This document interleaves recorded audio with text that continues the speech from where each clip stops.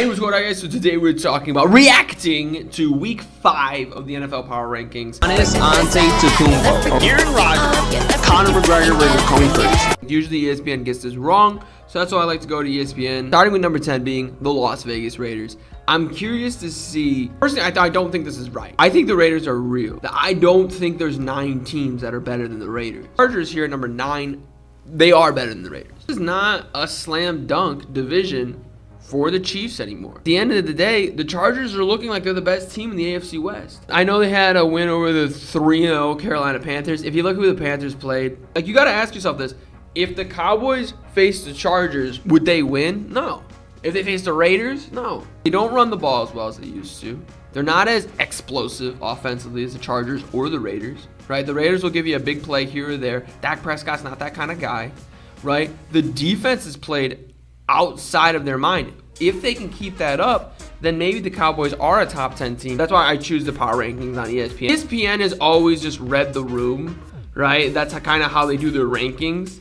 And over like the last 5 or 10-ish years, they've just been off. Coming in at number 7, you have the Baltimore Ravens. There's another week where you have the Ravens ahead of the Raiders. The Ravens are not that good of a team. They beat the Chiefs by 1. How impressive does that look? They barely beat the Lions, right? They actually should have lost that game. They lost to the Raiders because Lamar Jackson fumbled the ball twice in key moments. And they beat the Broncos. So right in this mark makes a lot of sense. Ahead of the Chiefs, ahead of the Panthers, ahead of the Broncos, but not ahead of the Raiders who they lost to, not ahead of the Chargers, probably not even ahead of the Cowboys.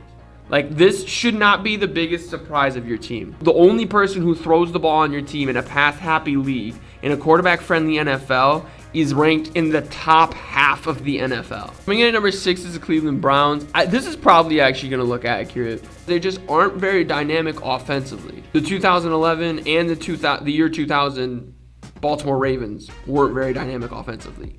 The 2000 I want to say 13, whatever Peyton Manning's last year was, Broncos were not very dynamic offensively. 2015. Amazing defense, and they ran the football. Green Bay Packers at number 5 is interesting. As long as Aaron Rodgers is happy, then the Packers will be good. That'd be an interesting game to see the Packers versus the Browns, because we saw how the Packers played the Niners and the Steelers. At number 4, you have the Tampa Bay Buccaneers. I don't think that's real. I don't think that should be true. Secondary looks bad. You know a team is good when you're upset about how poorly they win. If Nick Folk doesn't doink the field goal, they're 2-2. Los Angeles Rams fell to number 3 after their loss to the Cardinals. My concern for the Rams is the same concern that I'm going to have probably for number 2 is the Arizona Cardinals, is that how long are they going to stay unbeaten?